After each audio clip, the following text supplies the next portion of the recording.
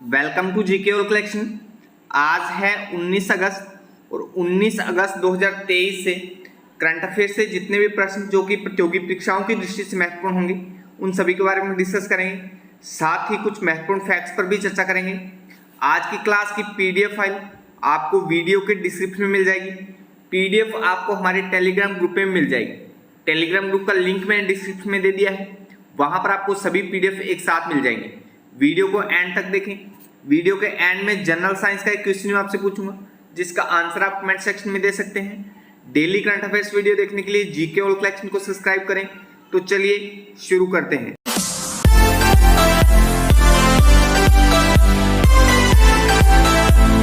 आज के लिए पहला प्रश्न है, खेल के क्षेत्र में सहयोग पर भारत और किस देश के बीच एक समझौता ज्ञापन को कैबिनेट द्वारा मंजूरी दी गई?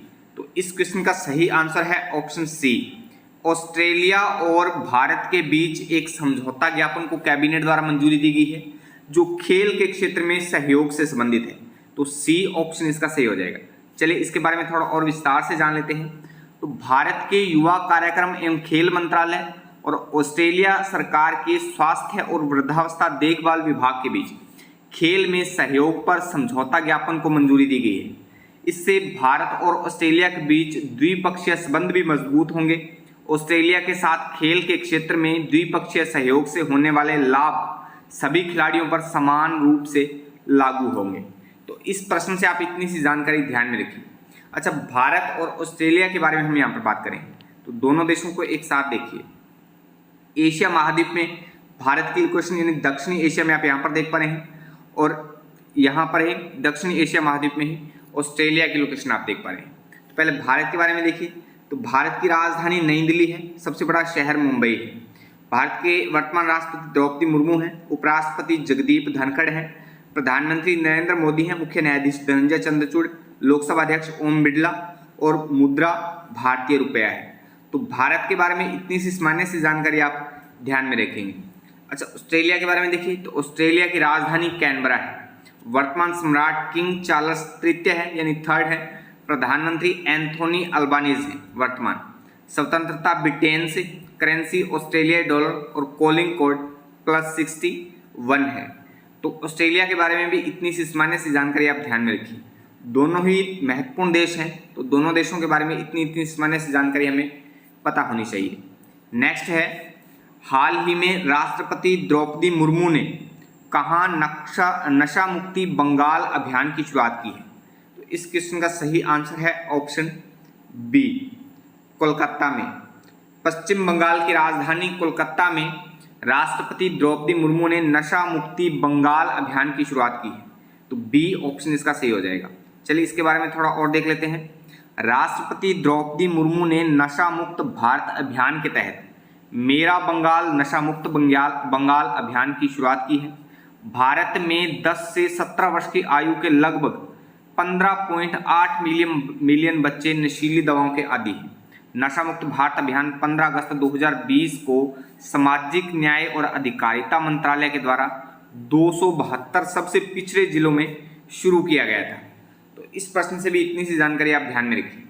नेक्स्ट है, विश्व मानवतावादी दिवस प्रतिवर्ष कब मनाया जाता है? तो हर साल 19 अगस्त को। बी ऑप्शन इसका सही हो जाएगा। 19 अगस्त को विश्व मानवतावादी दिवस मनाया जाता है। बी ऑप्शन इसका सही हो जाएगा। चलिए इस दिवस के बारे में थोड़ा और देखिए। हर साल 19 अगस्त को दुनिया मिलकर उन मानवतावादियों को सम्मानित करती है जो अपार प्रयासों के साथ क्रांतिकारी तरीके से काम करते हैं ताकि संकट प्रभावित जनजातियों के जीवन को सुधार सके। विश्व मानवतावादी दिवस उन व्यक्तियों की अटूट भावना के प्रमाण के रूप में खड़ा है जो चुनौतियों और जोखिमों के बावजूद जरूरतमंद लोगों को अपना अटूट समर्थन देते हैं। तो इस दिवस के बारे में इतनी सामान्य सी जानकारी आप ध्यान में रखेंगे। अच्छा, अगस्त माह में अब तक हमने जितने भी दिन मनाए हैं तो उनको हम एक बार फिर से रिपीट कर लेते हैं। 1 से 7 अगस्त तक विश्व स्तनपान सप्ताह मनाया गया।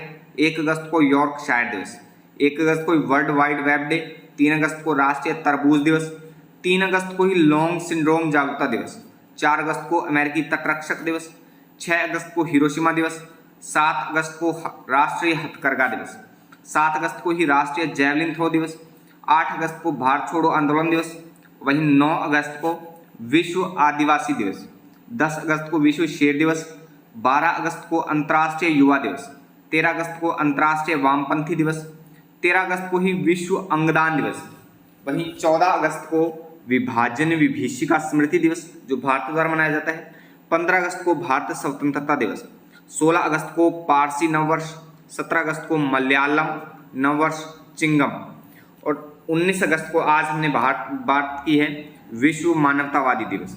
तो अब तक हमने इतने दिनों की बात की है, आज एक बार फिर से हमने सभी दिनों को एक साथ रिपीट कर लिए। जैसे जैसे हम आगे दिनों को पढ़ते चलेंगे, पीछे के दिनों को हम साथ ही रिपीट करते चलेंगे। अच्छा, अगर ये क्लास आपके लिए हेल्पफुल है, आप इस क्लास से कुछ सीख रहे हो, तो वीडियो को लाइक कमेंट करके शेयर जरूर कर दिया करो।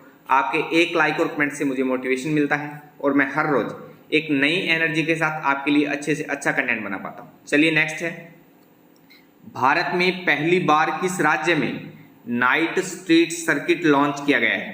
तो इस क्वेश्चन का सही आंसर है ऑप्शन बी।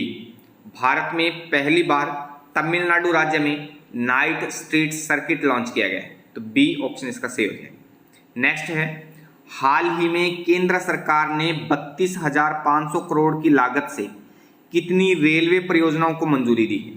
तो इस क्वेश्चन का सही आंसर हो जाएगा ऑप्शन ए, 7 परियोजनाओं को मंजूरी दी है 32,000 करोड़ की लागत से जो आयोजित की जाएंगी केंद्र सरकार द्वारा, तो ए ऑप्शन इसका सही हो जाएगा। चलिए इनके बारे में थोड़ा और विस्तार से जान लेते हैं। केंद्रीय मंत्रिमंडल ने 32,500 करोड़ के निवेश वाली 7 मल्टी ट्रैकिंग परियोजनाओं को मंजूरी दी है। इन परियोजनाओं का मुख्य उद्देश्य भारतीय रेलवे को दक्षता और क्षमता विस्तार के लिए एक नए युग में आगे बढ़ाना है। ये परियोजनाएं आंध्र प्रदेश, बिहार, गुजरात, झारखंड, महाराष्ट्र, ओडिशा, तेलंगाना, उत्तर प्रदेश और पश्चिम बंगाल राज्यों के 35 जिलों में फैली हुई। इस पर आप थोड़ा सा फोकस करें, कौन कौन से जिलों में है और मतलब कौन कौन से राज्यों में है और कितने जिलों में है, ये थोड़ा सा महत्वपूर्ण हो सकता है। इस पर आप थोड़ा अच्छे से फोकस करें। तो इस क्वेश्चन से आप इतनी सी जानकारी ध्यान में रखेंगे। नेक्स्ट है, बूढ़ा अमरनाथ यात्रा कहाँ शुरू हुई है? तो इस क्वेश्चन का सही आंसर है ऑप्शन बी। बूढ़ा अमरनाथ जो यात्रा है वो जम्मू से शुरू हुई है, तो बी ऑप्शन इसका राइट हो जाएगा। चलिए इसके बारे में थोड़ा और देख लेते हैं। भूमि पूजन के साथ भोले बाबा के भक्तों का पहला जत्था बूढ़ा अमरनाथ यात्रा पर रवाना हो गया है। प्रशासन ने हरी झंडी दिखाकर जत्थे को जम्मू से रवाना किया है। यात्रा के दौरान सुरक्षा व्यवस्था कड़ी की गई है। 10 दिनों की अवधि वाली यह तीर्थ यात्रा भगवान शिव से आशीर्वाद लेने वाले भक्तों के लिए अत्यधिक महत्व की यात्रा है। तो इस यात्रा से आप इतनी सी जानकारी ध्यान में रखेंगे। नेक्स्ट है, किस देश के प्रधानमंत्री ने यूनिवर्सल पेंशन योजना शुरू की है? इस क्वेश्चन का सही आंसर हो जाएगा ऑप्शन डी। बांग्लादेश के वर्तमान प्रधानमंत्री शेख हसीना ने यूनिवर्सल पेंशन योजना शुरू की है, तो डी ऑप्शन इसका सही हो जाएगा। अगला क्वेश्चन है, हाल ही में किसने mobile app flood watch launch किया है? तो इस क्वेश्चन का सही आंसर हो जाएगा ऑप्शन सी, केंद्रीय जल आयोग ने फ्लड वॉच मोबाइल ऐप को लॉन्च किया है, तो सी ऑप्शन इसका राइट हो जाएगा। चलिए इसके बारे में थोड़ा और देखिए। केंद्रीय जल आयोग के अध्यक्ष कुशवेंद्र वोहरा ने मोबाइल एप्लीकेशन फ्लड वॉच को लॉन्च किया है। यह वास्तविक समय के आधार पर बाढ़ की स्थिति और 7 दिनों तक के पूर्वानुमान से संबंधित जानकारी प्रदान करने में मदद करेगा। इस ऐप को गूगल प्ले स्टोर से डाउनलोड किया जा सकता है, तो इस एप्लीकेशन से आप इतनी सी जानकारी ध्यान में रखेंगे। नेक्स्ट है, केंद्र सरकार ने कितने रुपयों के परिव्यय के साथ डिजिटल इंडिया कार्यक्रम के विस्तार को मंजूरी दी है? तो केंद्र सरकार ने 14,903 करोड़ के व्यय के साथ डिजिटल इंडिया कार्यक्रम के विस्तार को मंजूरी दी है, तो सी ऑप्शन इसका सही हो जाएगा। चलिए इसके बारे में थोड़ा और देखिए। डिजिटल इंडिया कार्यक्रम 1 जुलाई 2015 को लॉन्च किया गया था, ये महत्वपूर्ण है, इस पर आप थोड़ा अच्छे से ध्यान में रखें इसको। इस कार्यक्रम ने सबसे गरीब लोगों के जीवन में बदलाव लाया है। फ्यूचर स्किल्स प्राइम प्रोग्राम के तहत 6.25 लाख IT प्रोफेशनल को रीस्किल्ड किया जाएगा।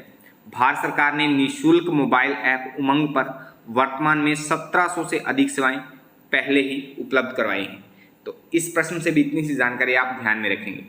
नेक्स्ट है, हाल ही में किसने जॉर्डन में 2023 U20 विश्व कुश्ती चैंपियनशिप में स्वर्ण पदक जीता है? तो इस क्वेश्चन का सही आंसर है ऑप्शन ए, प्रिया मलिक ने जॉर्डन में 2023 U20 विश्व कुश्ती चैंपियनशिप में स्वर्ण पदक जीता है। तो ए ऑप्शन इसका सही हो जाएगा। अच्छा, कल की वीडियो का चैलेंज क्वेश्चन था, निम्न में से कौन सा तत्व बेकिंग सोडा का प्रकार नहीं है? तो इस क्वेश्चन का सही आंसर था ऑप्शन बी, कैल्शियम जो है वो बेकिंग सोडा का प्रकार नहीं है, जबकि हाइड्रोजन, सोडियम और ऑक्सीजन ये तीनों बेकिंग सोडा के प्रकार हैं, कैल्शियम नहीं है। तो बी ऑप्शन इसका सही था। आज की वीडियो का चैलेंज क्वेश्चन है, इनमें से कौन सी एक परमाणु वाली गैस नहीं है? तो आपको बताना है कि इन चारों गैसों में से कौन सी एक ऐसी गैस है जो परमाणु वाली गैस नहीं है। आज की वीडियो आपको कैसी लगी कमेंट करके जरूर बताएं। वीडियो अच्छी लगती है वीडियो को लाइक करें, दोस्तों में शेयर करें और कोई सुझाव या संशोधन के लिए कमेंट भी करें। आज के लिए बस इतना ही, कल मिलते हैं इसी समय, तब तक के लिए जय हिंद, जय भारत।